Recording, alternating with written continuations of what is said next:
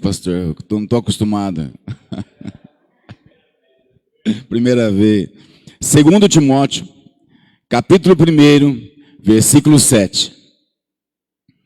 Pois Deus não nos deu espírito de covardia, mas de poder, de amor e de equilíbrio. Senhor, nós queremos nesta manhã ouvir a Tua voz. Usa minha vida em Tuas mãos, Pai, que minha carne seja esvaziada. E somente a presença do Senhor, somente o Teu Espírito, ministre aos nossos corações. Senhor, onde chegar essa palavra, Senhor, chegue, Senhor, conforme o Teu desejo. Que nós saiamos daqui para vivê-la integralmente. Eu te peço em nome de Jesus. Amém, Senhor. Irmãos, aqui, Timóteo, ele é um discípulo de Paulo, ele é um filho espiritual de Paulo, e ele sempre é instruído. E esse versículo aqui, ele deixa claro algumas coisas para a nossa vida diária, para a prática de vida, de uma vida cristã que nós devemos ter. Às vezes nós entramos em um circuito de vida e nós não entramos naquilo que a palavra de Deus nos instrui. Por exemplo, aqui ele fala assim: não tenhamos o espírito de covardia. A minha versão é a Nova Versão Internacional. Tem uma outra versão que fala assim: não tenhamos o espírito de medo. Quem tem medo? Tem alguma outra versão que fala alguma coisa diferente? Temor. Alguma coisa mais? Moderação. Não, moderação é o do final, né? É antes ali. Pois Deus não nos deu o espírito de covardia. Então aqui, esse termo medo, ou o termo temor, ele foi colocado dentro de um contexto, mas na prática, o medo, ele é algo benéfico. Você já chegou na beira de um precipício e você olhou para baixo, o que você sentiu? Medo, temor ou covardia? Se você estiver de paraquedas, se você estiver de paraquedas e chegar na beira de um precipício, você vai pular ali, mesmo com o medo, mesmo com o terror, mas você não foi covarde. E aqui o que o apóstolo Paulo está falando é esse espírito de covardia que as pessoas têm tido no seu dia a dia, de não enfrentar, de não colocar, não passar a limpo situações da sua vida. E às vezes nós deixamos esse medo invadir as nossas vidas, ficamos atemorizados e nos tornamos covardes. Eu falo principalmente aos maridos, de passar a situação a limpo. Passe o seu dia a dia limpo com a sua esposa. Fale para ela sem covardia. Como a gente fala, né? Homem é homem. Né? Nós temos essa instrução. Eu não estou falando de você ser mal educado, mas eu estou falando de você passar a limpo. Porque às vezes as coisas ficam na nossa cabeça. Às vezes as coisas ficam dentro de nós. E nós covardemente não enfrentamos a situação. E daí o apóstolo Paulo, ele fala o que nós devemos fazer. A primeira palavra, ele fala poder. Esta palavra poder, o próprio Jesus fala para nós que nós seríamos revestidos do dunamis, do poder de Deus, da ação de Deus. Só que também isso aqui é no sentido de oposição. Tem uma pessoa do teu lado aí, coloca a mão no ombro dela e empurra ela. Empurra. Empurra. O que ela está fazendo com você? Ela está resistindo, se opondo. É isto que é esse contexto aqui. Para você não entrar na covardia, mas você exercitar o seu poder, você exercitar a oposição. Isto é, não engula nada, não fique engolindo as coisas, não fica ali absorvendo tudo aquilo de uma maneira comum, constante, do que veio, não, empurrou, não, então vai, não, vai todo mundo para cá, não, todo mundo está votando em não sei o que, todo mundo está falando, que todo mundo é esse? Eu tenho que ter o poder. As mulheres têm que ter poder, a mulher agora tem que ser empoderada. As mulheres têm que ter poder, as esposas têm que ser submissas. Há uma grande diferença entre mulher e esposa, mas não é um assunto de hoje. Em segundo lugar, ele fala assim, de amor. O que é o amor? O que é o amor? É uma definição, né? A gente não sabe o que ele é, a gente sabe o que ele não é, né? O amor, ele não se ufana, não se ensoberbece, não arde em ciúmes. O amor tudo sofre, tudo crê, tudo suporta, tudo espera. E o apóstolo Paulo fala em 1 Coríntios 13 que o amor é um caminho. É um caminho. E o amor, ele é um vínculo. Por que nós estamos aqui hoje? Por que nós estamos aqui? Por que você levantou da cama cedo, estava neblina, né? Estava garoando, e você veio para cá? Por quê? A troco do quê? Porque nós temos o cartão de ponto, né, pastor? Daí todo mundo tem que chegar lá, bater o cartão de ponto, chegar antes das 9, né? 8h57, ou no máximo 9h01, né? Para você poder bater o seu... É assim?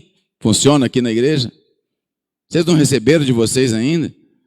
Daí no final do mês você recebe o teu salário, porque você veio aqui na igreja? É isso? Não. Nós viemos aqui por quê? Porque nós temos um vínculo de amor. Nós temos um vínculo de amor nessa comunidade, né? Um pastor mais bonito, outro pastor mais feio, não vou falar quem que é quem, mas um pastor mais chorão, né? Um pastor mais piadista. Mas nós temos um vínculo. Nós estamos vinculados ao amor de Cristo. Nós estamos vinculados ao sumo Senhor, o nosso sacerdote, Jesus Cristo. Ele é o nosso vínculo.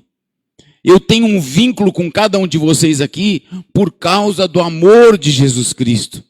E a nossa igreja aqui, a nossa comunidade, ela tem um vínculo mais que especial ainda, né? A diferença, eu que já passei por outros ministérios, né? A gente vê uma diferença nítida e notória aqui na IEM Centro, né?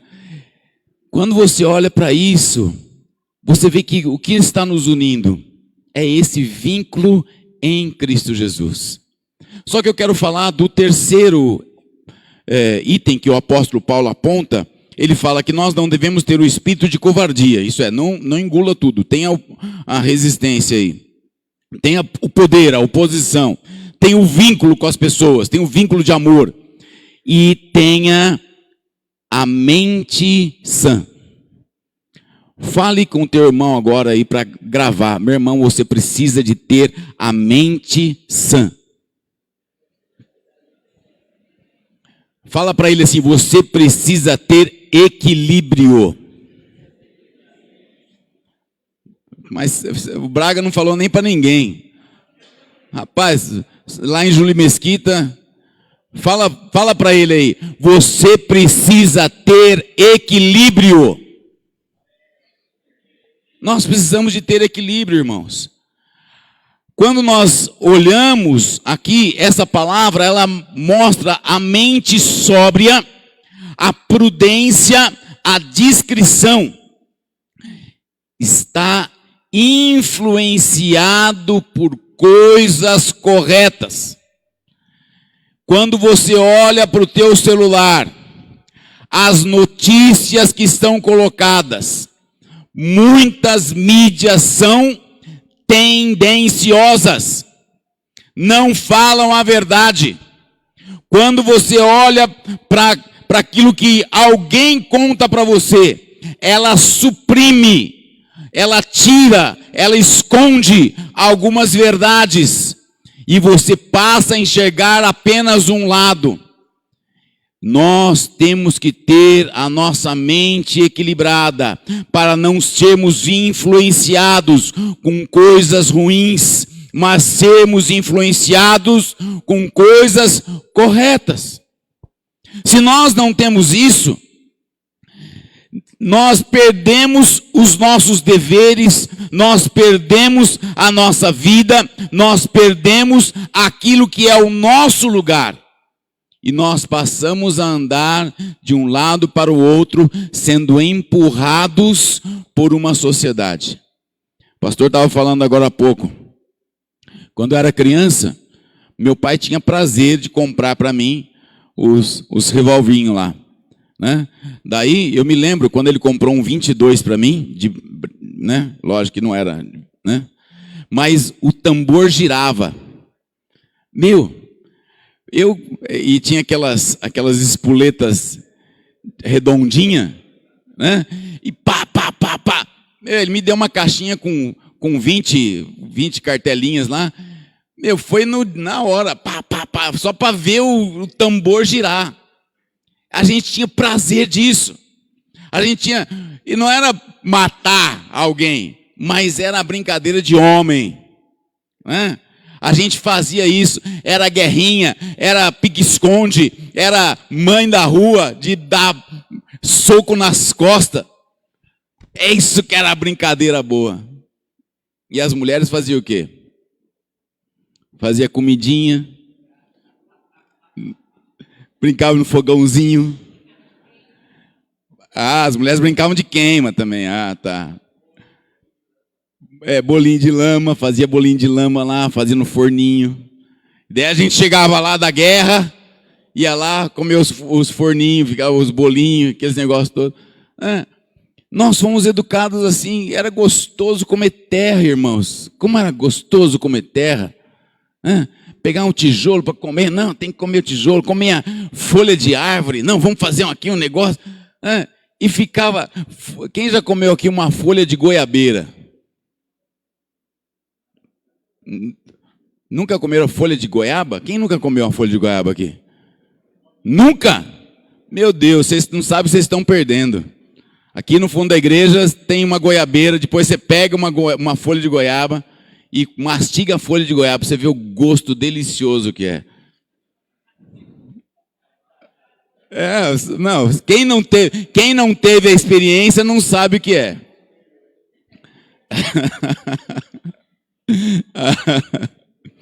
Irmãos, nós precisamos de ter a mente sã, a mente equilibrada. Mas eu quero mostrar para você quando nós devemos ter a mente equilibrada. Lógico, nesse universo que nós estamos vivendo, nessa desconstrução da humanidade que nós estamos vivendo, as pessoas fazendo coisas que são totalmente horríveis aos olhos humanos e aos olhos de Deus, nós esquecemos daquilo que é o princípio que norteia as nossas vidas, a palavra de Deus. Tem um livro na palavra de Deus que ninguém sabe ao certo quando ele foi escrito. Ninguém sabe ao certo se ele existiu de fato. Ninguém sabe ao certo quem ele é de fato. Mas ele está na Bíblia. Deus permitiu que a história dele estivesse na Bíblia. Quem sabe qual livro é? Quem falou? O pastor Rony falando não vale. Livro de Jó. Abra comigo, Jó. Abre no meio da Bíblia, você vai encontrar Salmos. Volta um para trás, é Jó. Jó capítulo 1. Pastor Rony, semana passada, ele pregou sobre Josué, o livro inteiro de Josué. E hoje eu vou pregar o livro inteiro de Jó. Só para te imitar, pastor Rony. Jó capítulo 1. Nós devemos ter a mente sã. Nós devemos ter a mente equilibrada ao passar problemas com os seus bens. Sejam os ganhos, sejam os trabalhos, seja o rendimento, sejam as situações materiais. Nessa volatilidade que está tendo aí o mercado, né, o dólar fechou em baixa na sexta-feira. Fechou, Sérgio? Fechou, Rodrigo? Os nossos banqueiros. Né? Daí mexe com toda a bolsa de valores, mexe com o mercado, né, assim, né? E as pessoas ficam lá com medo de determinadas situações. Às vezes você vai trocar o teu carro, daí você fala lá: ô Denis, como é que tá lá a Caoa? Como é que tá lá as ofertas da Hyundai? Daí já fica especulando, vê se baixou, se subiu. E todo mundo fica preocupado com os bens materiais. E ali no versículo 14, ele fala assim: um dos mensageiros veio dizer a Jó: os bois estavam no arado, os jumentos estavam pastando por perto, quando os sabeus os atacaram e os levaram embora. Mataram a espada os empregados. Eu fui o único que escapou para lhe contar. Enquanto ele ainda estava falando, chegou outro mensageiro e disse: fogo de Deus caiu do céu, queimou totalmente as ovelhas, os empregados, e eu fui o único que escapou para lhe contar. Enquanto ele ainda estava falando, chegou outro mensageiro e disse: vieram os caldeus em 3 bandos, atacaram os camelos e os levaram embora. Mataram a espada os empregados e eu fui o único que escapou para lhe contar. Simultaneamente, Jó perdeu tudo o que ele possuía. Simultaneamente, ele perdeu tudo o que ele tinha. No versículo 3 do capítulo 1, ele possuía 7.000 ovelhas, 3.000 camelos, 500 juntas de bois, 500 jumentos, e tinha muita gente ao seu serviço. Era o homem mais rico do Oriente. Ele perdeu tudo. Como é que nós chamaríamos isso hoje? Ele entrou em falência. Ele quebrou.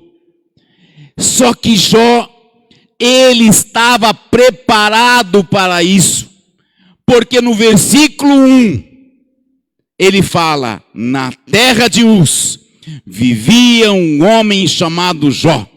Era homem íntegro, justo, temia a Deus e evitava fazer o mal.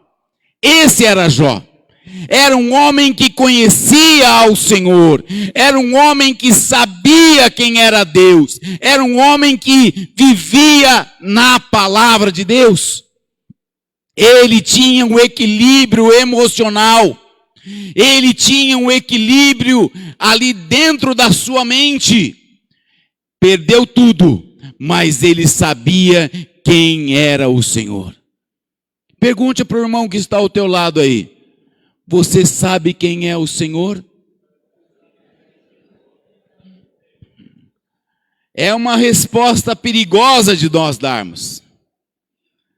É uma resposta que poucos, de fato, sabem a resposta. Quem é o Senhor? O Deus Todo-Poderoso, que tirou todas as coisas de Jó. Tirou os seus bois, tirou suas ovelhas, tirou tudo. Quando ele olha para isso, ele tinha a mesma consciência de Davi. Quem era Davi? O rei todo-poderoso. Ele tinha conquistado, ele foi o rei escolhido por Deus. Davi era um homem segundo o coração de Deus. E ali em 1 Crônicas, capítulo 29, versículo 11 a 13, Davi fala: Teus, ó Senhor, são a grandeza, o poder, a glória, a majestade, o esplendor, pois tudo que há nos céus, na terra, teu, ó Senhor, é o reino que está acima de tudo. Riquezas e honras vêm de ti, tu dominas sobre todas as coisas. Nas tuas mãos estão a força e o poder para exaltar e dar força a todos. Agora, nosso Deus, damos-te graças e louvaremos o teu glorioso nome. Irmão, olha que loucura. Lógico que Jó não escreveu esse texto, mas o contexto do livro de Jó mostra claramente isso. Depois eu vou mostrar para você. Ele mostra exatamente essa condição. Ele falou: Deus, o Senhor é o dono de tudo que eu possuo.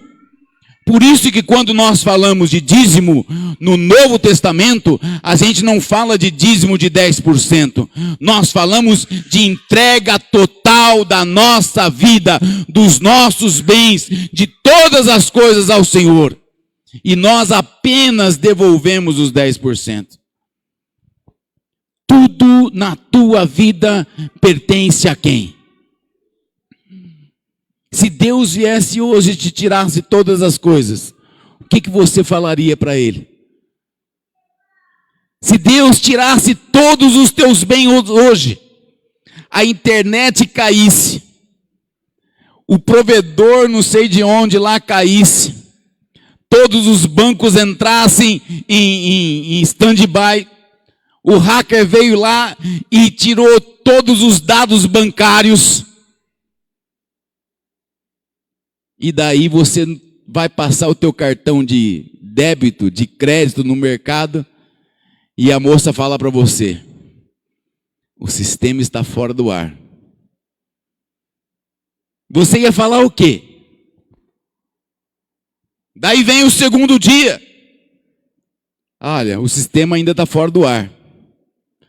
Vem o terceiro, quarto, quinto, sexto, sétimo dia. E você não tem mais nada. Não tem dinheiro no débito, não tem dinheiro no crédito, não tem aplicação na bolsa de valores, não tem aplicação em lugar nenhum, não existe, você não é mais nada, não é mais ninguém. Nós ficamos com medo desse quadro, né? Nós ficamos, mas você acha que não vai chegar um dia, irmão? Você acha que não vai chegar um dia? A tua confiança está onde? O teu equilíbrio nessa hora vai estar aonde? O teu emocional vai estar aonde? Você vai falar assim: a culpa é de Deus. É Deus que tirou o meu cartão de crédito. É Deus que tirou os meus bens. É Deus que não está deixando. É isso que você vai falar? Ou você vai falar como Davi: agora, nosso Deus, te damos graça e louvamos o teu glorioso nome. Não se baseie na sua vida material. Não se baseie na sua vida financeira. Se baseie na ação e no poder que Deus tem, e Ele que supre todas as tuas necessidades. Amém? Amém ou não amém? Irmãos, é difícil entender isso. É difícil entender. Mas eu tenho que saber quem é Deus. Quem é Deus? A segunda coisa, para que nós tenhamos a mente sã e a mente equilibrada, é ao passarmos por problemas com a nossa família, mesmo que seja a dor da separação. Na continuação ali do capítulo 1, versículo 18, enquanto ele ainda falava, chegou ainda outro mensageiro e disse: seus filhos e suas filhas estavam num banquete, comendo, bebendo vinho na casa do irmão mais velho, quando de repente um vento muito forte veio do deserto e atingiu os 4 cantos da casa, que desabou. Eles morreram e eu fui o único que escapou para lhes contar. Jó, no versículo 2, capítulo 1, versículo 2, tinha ele 7 filhos e 3 filhas. Eu fiquei pensando, daí o meu pensamento, eu não consegui provar isso no livro de Jó. Mas se ele tinha 10 filhos, teoricamente, eles estavam tomando vinho, eles já eram mais de 18 anos. Né? Então, se o mais novo tinha 18 para 10 filhos, o mais velho deveria ter 28, se fosse um por ano. Varia 28, 30 anos de idade. 30 anos de idade, há uma possibilidade de alguns já estarem casados. Eu fiquei pensando ali, será que eles estavam reunidos só os filhos? Ou tinha as namoradas, as noivas, algumas esposas? Será que Jó já não tinha neto nesse momento aqui? Isso são os meus pensamentos. Eu fiquei pensando, meu Deus, todos eles morreram de uma vez. Como Jó ficou? Ficou sem chão, sem família, sem ninguém. Ele ficou olhando para aquela situação e ele perdeu 10 filhos. 7 mais 3. Ele perdeu todos de uma vez. Mas ele sabia e ele conhecia um princípio espiritual. O apóstolo Paulo nos fala em 1 Tessalonicenses capítulo 5, versículo 18. 1 Tessalonicenses capítulo 5, versículo 18. Deem graças em todas as circunstâncias, pois esta é a vontade de Deus para vocês em Cristo Jesus. Irmãos, ninguém morre antes da data. Nossos dias estão contados na mão do Senhor. Salmo 139. Ai, mas as pessoas estão morrendo de Covid. Agora não morrem mais, graças a Deus, né? Mas morriam de acidente de moto. Né? Nós vimos aí nessa época do Covid, o que teve maior índice de morte era os motoboys. Eles tiveram, abaixo do Covid, lógico, né? Eles tiveram muito acidente por causa das entregas que estavam sendo feitas. E essa coisa de sair correndo, de entregar, né? E ganhar à noite. Loucura. Aqui você olha o Jó, ele entendendo a ação de Deus na vida dele. Ele fala no versículo 21, nu saí do ventre da minha mãe, e nu partirei. O Senhor deu, o Senhor levou. Louvado seja o nome do Senhor. E em tudo isso, Jó não pecou e não culpou a Deus de coisa alguma. Nos nossos dias está complicado isso. As pessoas não assumem mais a culpa por covardia. As pessoas não se colocam no lugar que elas deveriam estar. Elas perdem o seu equilíbrio emocional e elas têm que achar um culpado. A culpa, no caso da igreja, é a culpa do pastor Marcílio. A costa mais larga que nós temos aqui, é ele que é o culpado. Ai, pastor, se o senhor tivesse ido fazer aquela visita há 5 anos atrás, aquela pessoa poderia ter estado aqui na igreja com a gente ainda. Né? E a gente fica trazendo a culpa. Daí o marido, eu falei outro dia, eu estava falando com a pastora Neia, né? Se você quiser, eu ponho a culpa em você também. Né? Porque a gente estava conversando e eu tinha feito uma coisa errada, né? Eu tinha feito. Daí eu respondi para ela, mas se você quiser, eu ponho a culpa em você também. Era fácil achar a culpa. É fácil eu colocar o meu erro nela. E nós entramos nisso. Quando você olha para a tua família, nós achamos um desequilíbrio na vida da família. Homem não é mais, o marido não é mais marido, a esposa não é mais esposa. Nós não tomamos a nossa postura daquilo que nós deveríamos ser na sociedade. Nós temos que ter um entendimento e um equilíbrio, mesmo que os problemas aconteçam dentro da nossa casa. Eu tenho que estar com a minha mente equilibrada, saber aquilo que é a minha responsabilidade, aquilo que é o meu eu, que tem que cuidar, e saber aquilo que o outro tem que fazer. E eu tenho que ter esse limite. E às vezes nós entramos no limite do outro. Nós queremos controlar, nós queremos nos vitimizar, nós queremos entrar em um universo que não é o que Deus tem. Jó, ele olhou para tudo aquilo, um caos. 6, 7 empregados com ele ali, falaram: você perdeu tudo, você perdeu a sua casa, você perdeu a sua família, você perdeu os seus bens. Jó falou: pessoal, Deus deu, Deus tirou. Eu não vou levar nada daqui. Eu saí nu do ventre da minha mãe, e eu vou voltar para o meu pai nu também. Não adianta a gente ficar pensando em outras coisas. Não adianta você ficar querendo conquistar,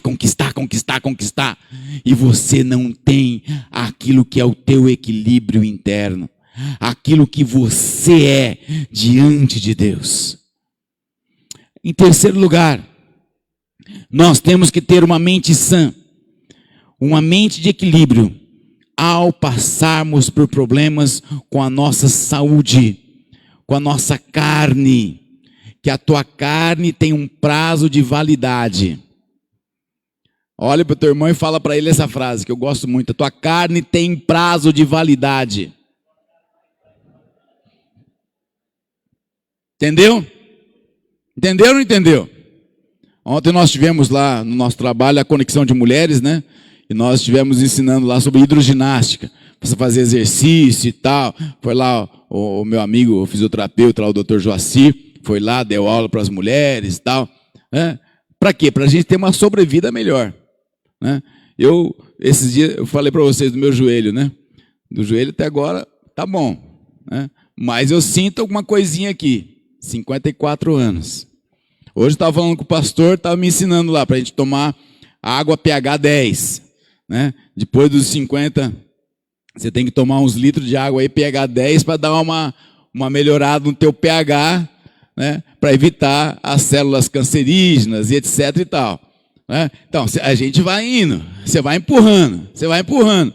Esses dias atrás eu fiz um jejum de açúcar. Cortei todo o açúcar do meu café. Meu Deus do céu.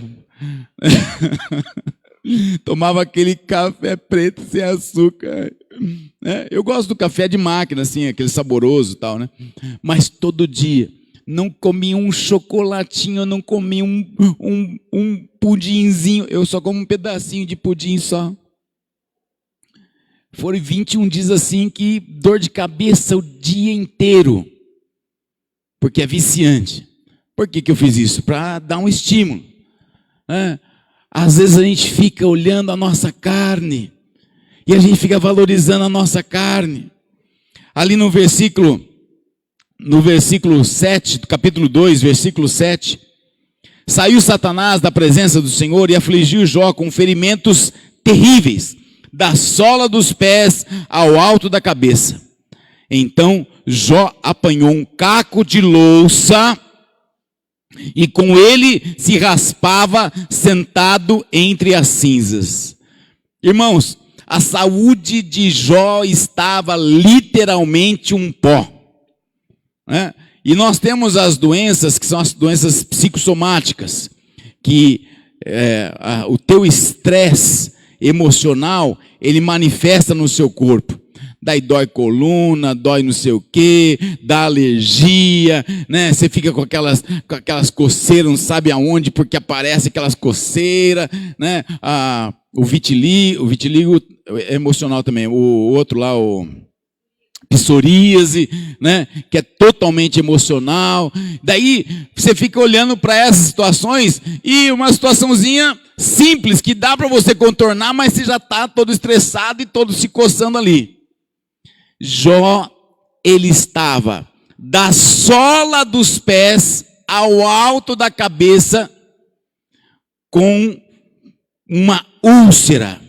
Eu estava vendo a palavra original na Septuaginta, e ele fala assim, ele coloca aí como úlcera fétida. Ele não tinha só uma coceira, ele tinha como é que fala? Fedor? Feridas com pus. Quem já visitou um hospital que tem um doente que está com escara, que é aquela ferida que fica deitado, daí a hora que abre aquela escara e sai aquele pus, você já sentiu o cheiro que é? Daqui a pouco tem almoço, pessoal.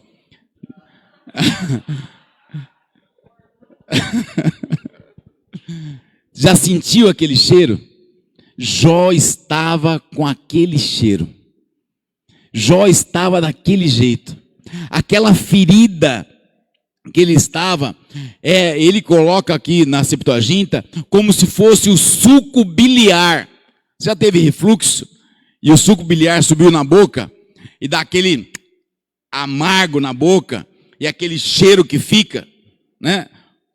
Outro exemplo, eu quero ser bem incisivo nesses exemplos aqui para você, tá bom já? Tá bom? Só o último. Vômito. Já vomitou e o cheiro que fica na tua boca quando você vomita pelo nariz junto assim? Acho que tá bom, né? Jó estava nesse nível. Jó estava totalmente num estado deplorável. Jó não era uma pessoa mais, ele era simplesmente um lixo humano. Ele estava ali e ele pegava aquele casco, aquele pedaço de telha, aquele pedaço de tijolo, aquele pedaço de prato quebrado, e ele se coçava, tentando aliviar a coceira, a dor, o mau cheiro. Ele estava ali completamente morto-vivo. Lógico, o apóstolo Paulo, ele viveu algo semelhante, em um outro nível, mas ele trazia no seu corpo as marcas do Senhor Jesus. Gálatas 6,17. Paulo, ele foi chicoteado. Paulo, ele foi ali apedrejado. Ele foi dado como morto. Ele foi espancado. Ele trazia feridas no seu corpo. Ele trazia cicatrizes no seu corpo. Nós muitas vezes olhamos para a nossa saúde e nós ficamos ali reclamando do nosso dia a dia. Reclamamos de uma gripe, reclamamos agora da Covid que estava por aí, reclamamos de uma doença mais fatal, mas nós não nos lembramos de que a nossa carne tem validade. E o que eu quero que você guarde é que Romanos capítulo 8, versículo 16, 17 e 18, ele fala assim: o próprio Espírito testemunha ao nosso Espírito que somos filhos de Deus. Quem é filho de Deus aqui? Ok, deixa eu ver de novo. Quem é filho de Deus aqui? Não acredito. Deixa eu ver de novo, a última vez. Vai. Quem é filho de Deus aqui, levanta a mão e fica com a mão levantada. Deixa eu ver. Se tem algum filho do capeta aqui. Se somos filhos, então somos herdeiros. Herdeiros de Deus e co-herdeiros com Cristo. Amém. Oh, glória. Amém? Amém, irmãos? Quem é herdeiro aqui? Quem é co-herdeiro? Oh, que bênção. Aleluia, né? Mas ele tem depois aqui o versículo. Se de fato participarmos dos seus sofrimentos, para que também participemos da sua glória. Se você não participa dos sofrimentos de Cristo, se você não até permite que a sua carne seja mortificada pelos sofrimentos por conta da igreja, o Cristo vivo. Nós não estamos pensando naquilo que os irmãos da Coreia, o pastor falou ainda há pouco. Acharam lá os coreanos lá, a igreja nas cavernas, né? Foram fuzilados. Nós estamos vendo aí a perseguição chegando. Quantos dias será que nós temos de porta aberta aqui? Quantos dias?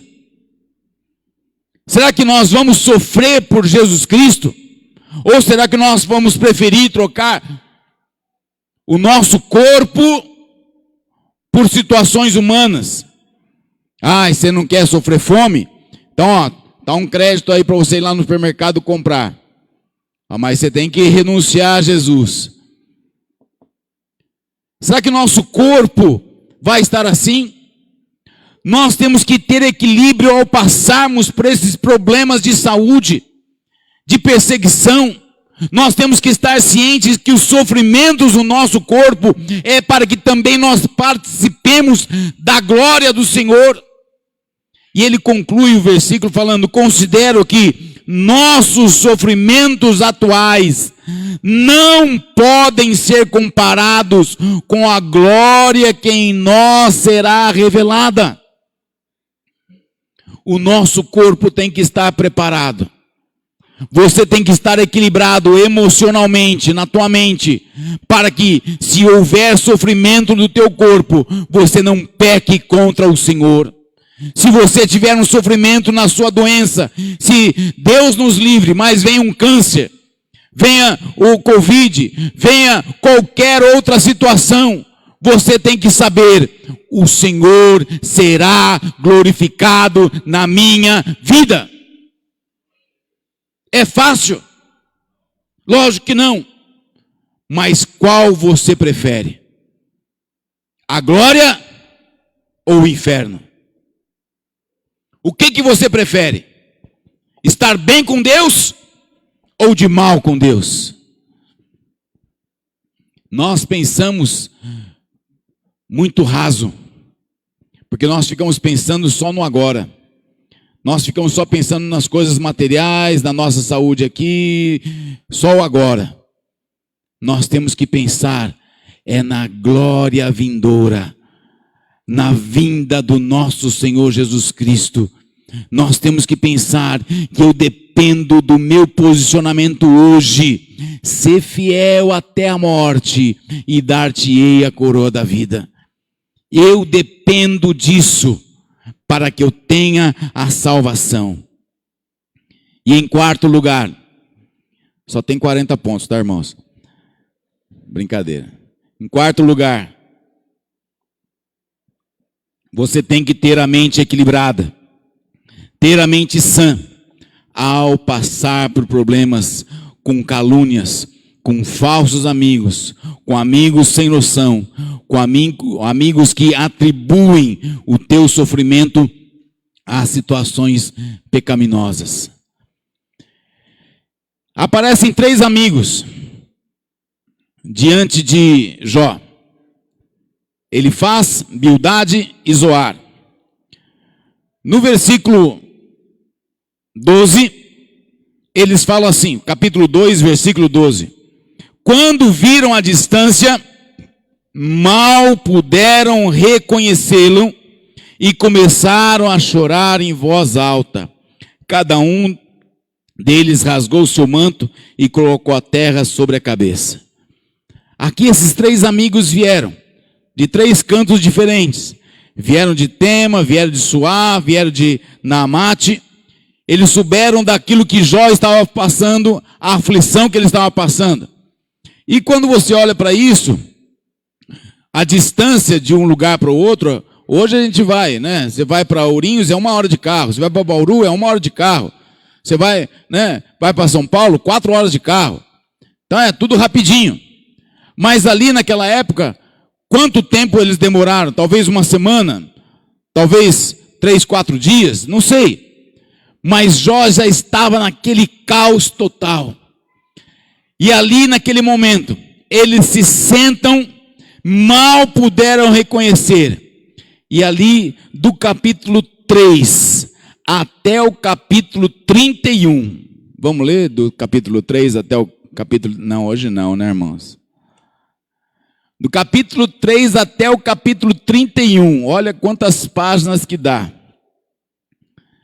Eles só falaram mal de Jó. Eles só criticaram Jó. Eles só falaram que não devia. Eles falaram das justificativas. Eles ficaram tentando justificar a ação de Deus, a ação de Jó. Jó se justificava. Não, porque não interessa, eu estava fazendo as coisas certas. Não, eu não podia estar sofrendo isso. E ali eles vinham com outras acusações. Não, mas você pecou, os teus filhos pecaram também. Deve ter algum pecado oculto aí que ninguém está sabendo. Fala a verdade, Jó, o que você andou pensando? E eles ficavam ali sem conhecer a verdade. E eles ficavam o tempo todo enchendo a cabeça de Jó. Jó, ele manteve a sua mente voltada no Senhor. Ele o tempo todo ele fala, depois se você puder ler o livro de Jó inteiro, você vai ver, o tempo todo, o capítulo 3 até o capítulo 31, é um debate. Um fala, Jó rebate, daí o outro fala, Jó rebate de novo, daí o outro fala, daí Jó fala, não, vocês ficam falando isso, mas é que vocês não conhecem aquilo. Não, você não conhece aquilo, mas é que... E fica naquele debate o tempo todo. Muitas vezes nós ficamos fazendo isso, ficamos debatendo com as pessoas que não conhecem e nós também não conhecemos. Nós também desconhecemos a ação de Deus, o poder de Deus, aquilo que é a glória e o poder que se manifesta em nossas vidas. E ali no capítulo de número 32, chega o quarto amigo de Jó. Capítulo 32, versículo 1. Então, esses 3 homens pararam de responder a Jó, pois este se julgava justo. Mas Eliú, filho de Baraquel, de Bus, da família de Rão, indignou-se muito contra Jó, porque esse se justificava a si mesmo diante de Deus. E ali ele começa o seu discurso, do capítulo 32 até o capítulo 37. Este é o quarto amigo de Jó.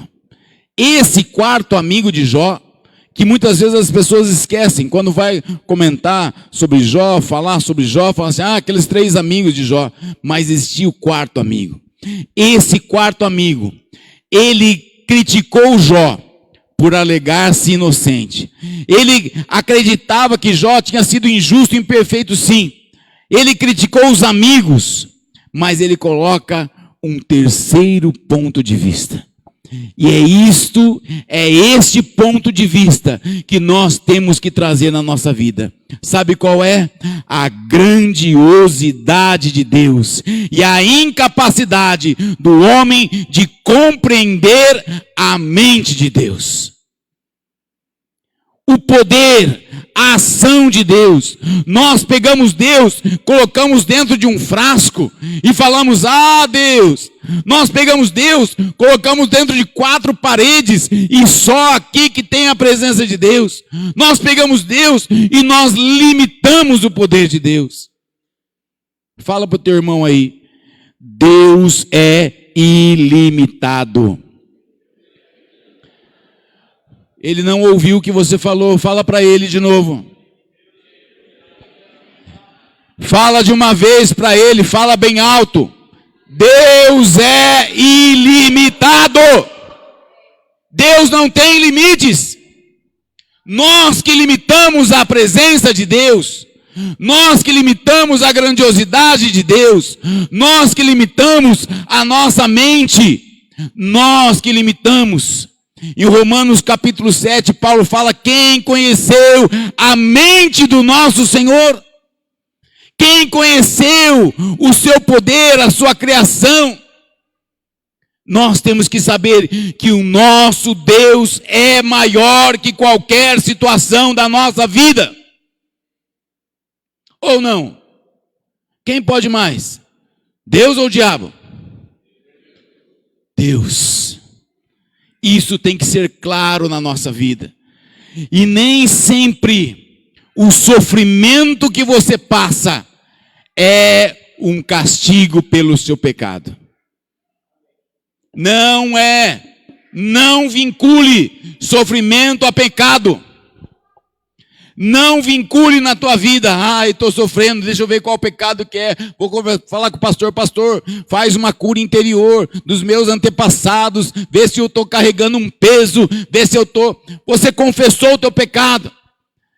Às vezes nós trazemos marcas, cicatrizes. Nós que ficamos trazendo.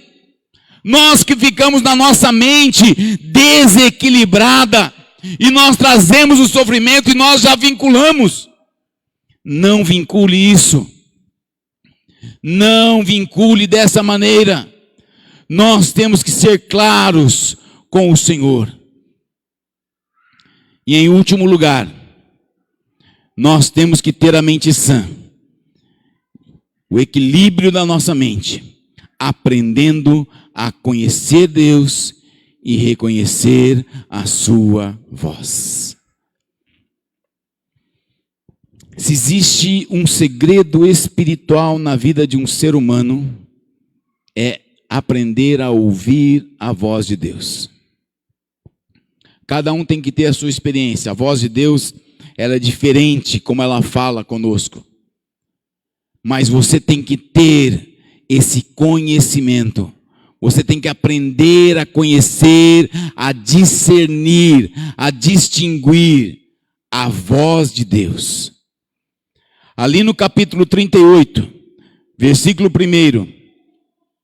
Então o Senhor respondeu a Jó no meio da tempestade e disse: onde é que estava a voz de Deus? Onde é que estava a voz de Deus? Que tempestade será essa aqui? Eu fiquei pensando, porque ele não fala que estava chovendo, ele falou lá da tempestade do deserto que matou os filhos, mas será que não era no meio da tribulação toda que ele estava passando? No meio daquela situação toda ali, ele não faz aqui uma alusão a isso? Você está passando uma luta doida, você está passando problema na tua vida financeira, na tua vida material, você está passando problema na tua vida, na tua saúde, você está passando problema com os teus amigos, você está passando problema com a tua família. No meio dessa loucura toda, Jó, ele ouviu a voz de Deus. E aqui está o grande erro, porque muitos homens, eles ouvem a sua própria voz, achando que é a voz de Deus. Daí dão umas cabeçadas na vida, né? Deus está abrindo a porta. Não, Deus está falando para eu largar a esposa aí com a outra. Como assim? Às vezes nós entramos num circuito de não conhecer os princípios da palavra, aquilo que Deus é, e esquecemos daquilo que Deus fala conosco. No capítulo 38, do versículo 1 ao 3, Deus responde a Jó só fazendo perguntas. Eu só vou citar aqui, irmãos, que é tudo o capítulo agora. Do 38, do 4 ao 11... ele fala do processo da criação. Ô Jó, você estava lá quando eu criei o sol? Jó, você estava lá quando eu criei o mar? Você estava lá quando eu criei as tempestades? Você que estava lá, Jó? Você estava lá, rapaz? No capítulo 38 ainda, do 12 até o 24, ele fala da autoridade de Deus. Quem era Deus? Deus falando, eu sou. E no capítulo 38, do 25 até o 41, ele fala da soberania de Deus. Irmãos, se nós não conhecermos o Senhor intimamente, se nós não aprendermos o Senhor intimamente, se nós não conhecermos a sua voz, o que Ele fez, os seus feitos, aquilo que Ele promoveu na nossa vida, de onde Ele nos tirou, onde Ele quer nos levar, se nós não conhecermos isso, nós vamos perecer, a nossa mente não vai ficar equilibrada, o nosso coração, nossa alma, o nosso espírito será totalmente desequilibrado por situações humanas. Eu tenho que validar na minha vida a presença de Deus e saber que Deus é maior do que qualquer outra circunstância. Minha esposa sempre fala assim, a gente pode chorar um pouco, né? Mas chorar muito dá dor de cabeça, olho inchado, e ontem nós aprendemos e dá ruga. A situação veio, a notícia veio, beleza, vai chorar, vai se lamentar, vai para a presença de Deus, respira e toca a vida. Deus é maior. Ponto final. Nós esquecemos disso. As pessoas, elas têm ficado se lamentando e nós estamos vivendo nessa desconstrução humana por isso. Naquela competição, quem tem mais problema? Às vezes eu chego, minha profissão é essa, né? É escutar. As pessoas vão lá para conversar com a gente, falar dos problemas e nós damos a direção dentro da teoterapia. Mas, às vezes você sai lá de fora e as pessoas querem conversar com a gente e elas não querem saber de nada de nós. Só quer falar que ela tem o maior problema da face da terra. Não, porque você não sabe o que eu estou vivendo. Não, mas eu estou com uma dor no meu joelho. Rapaz, eu estou com dor nos dois joelhos. Não, mas eu tenho uma herniazinha da coluna aqui. Rapaz, eu tenho duas hérnias aqui em cima, tem outra aqui embaixo. Não, mas eu estou passando por... Rapaz, você não sabe o que eu estou passando. Quase que eu... E as pessoas estão competindo. Quem tem mais problema? Daí você olha assim, você fala assim, rapaz... Amém, Deus abençoe. Nós temos que apresentar o Deus que nós cremos. Nós temos que falar do Deus que nós conhecemos. Nós temos que falar das grandiosidades dele. Romanos capítulo 11, aquele texto que eu citei ainda há pouco, versículo 33 até o 36. Ó profundidade da riqueza, da sabedoria, do conhecimento de Deus. Quão insondáveis são os seus juízos e inescrutáveis os seus caminhos. Quem conheceu a mente do Senhor? Ou quem dele foi seu conselheiro? Quem primeiro lhe deu para que ele recompense? Pois dele, por ele e para ele são todas as coisas. A ele seja a glória para sempre. Irmão, tudo que você tem, a tua unha encravada, a tua dor de cabeça, o teu problema com a vida financeira, o teu problema material, as bênçãos financeiras, as bênçãos materiais, a tua saúde, a tua falta de saúde, tudo é por Ele, tudo é dele, todas as coisas são para Ele. Quando eu vim para a Igreja Evangélica das Nações, me chamou a atenção, porque é uma coisa que eu gosto de falar, glória a Deus. E quando a gente cumprimenta nossos irmãos, como nós falamos, que o nome do Senhor seja glorificado. O que você responde? Que o nome do Senhor seja glorificado. Quando? Quando? Ai, mas hoje não dá, que hoje eu estou meio... Ai, hoje não sei, acordei meio... E amanhã? Ai, amanhã, segunda-feira, não, vou deixar para glorificar a Deus domingo à noite, o pastor Marcinho vai pregar, vai ter uma palavra de poder, eu vou sair daqui animado. Mas e agora?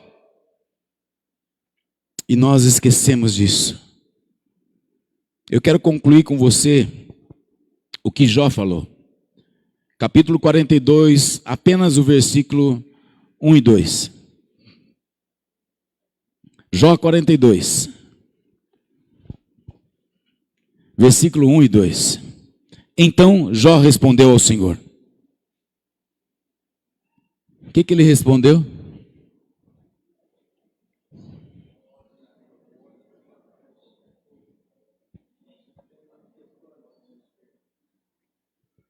Irmão, quer ter um versículo na tua vida?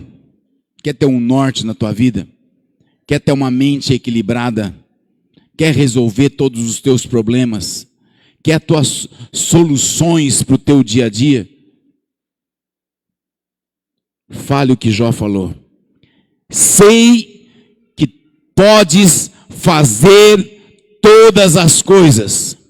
Nenhum dos teus planos pode ser frustrado. Se você entender e falar esse versículo, guardar ele no teu coração, a tua vida vai bem. O que nos falta é conhecer esse Deus. Porque as pessoas falam assim, eu sei que Deus pode fazer algumas coisas. Mas isso é muito difícil. O que é difícil? O que é mais difícil? Controlar a gravidade na Terra ou curar uma gripe, um Covid, um câncer? Qual que é mais difícil? Fazer a criação do Sol. Essa semana eu vi o tamanho proporcional do Sol em relação à Terra.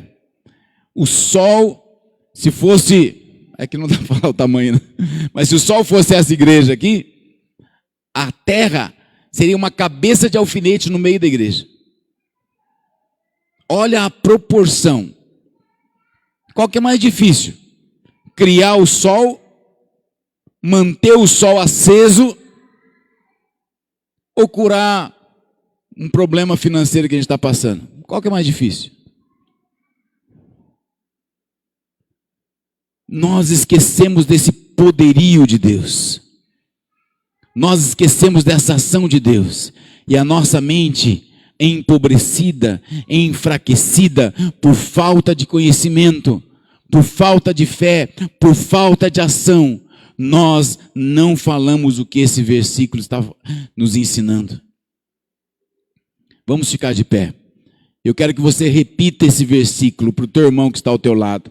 Eu quero que você pegue a tua Bíblia agora e você vai ler para ele 2, 3 vezes seguidas, para ele guardar. Jó 42, 2. Começa a ler para ele. Sei que podes fazer todas as coisas, nenhum dos teus planos pode ser frustrado. Fala para ele, sei que podes fazer todas as coisas, nenhum dos teus planos pode ser frustrado. Esse é o nosso Deus. Fala mais uma vez, esse é o meu Deus. Repita mais uma vez o versículo para ele. Esse é o Deus que você crê, esse é o Deus que faz essas verdades. Feche os teus olhos, levante as suas mãos aos céus. Coloque os teus problemas para esse Deus agora. Que problema você está passando? Que luta você está passando? É o teu amigo? É a tua saúde? É a tua vida material? É a tua família? Que problema você está passando? Deus pode fazer todas as coisas. Deus pode fazer todas as coisas. Deus pode mudar a tua história. Fala para esse Deus agora. Ora ao Senhor agora. Fala para o Senhor, fala você e Deus. Fala, meu Deus, eu sei que o Senhor pode fazer todas as coisas. Em nome de Jesus, meu Pai. Senhor, nós precisamos de ouvir a Tua voz, reconhecer a Tua voz. Nós precisamos de saber que o Senhor é o nosso Deus. Senhor, eu quero apresentar meus irmãos aqui a Ti, Senhor, que o Senhor pode fazer todas as coisas. Nenhum dos Teus planos, meu Pai, nenhum dos Teus planos, Senhor, pode ser frustrado, nenhum dos Teus planos pode ser interrompido, nada, Senhor. O Senhor é o Deus da nossa salvação, o Deus que fez os céus e a terra, o Deus que nos fez habitar nesta terra, e o Senhor olha para nós. Os teus planos são perfeitos, a tua vontade é boa, agradável e perfeita, a tua verdade permanece dentro de nós, a tua salvação é o nosso almejar. Nós cremos, Pai, que seremos salvos em Cristo Jesus. Pai de amor, precisamos de Ti, precisamos de Ti, precisamos ouvir a Tua voz, precisamos ouvir a Tua voz. Ensina o Teu povo a ser conduzido pela Tua palavra, ensina o Teu povo, Pai, a ser conduzido pela Tua verdade, em nome de Jesus.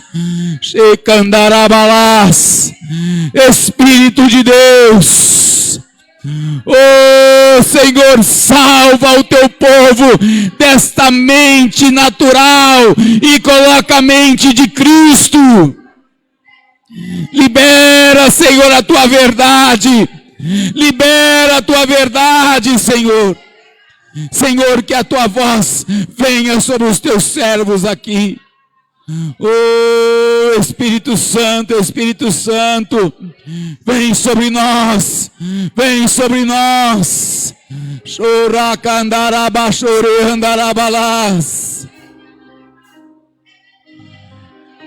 Nós queremos, Pai, sair daqui cheios com a tua verdade.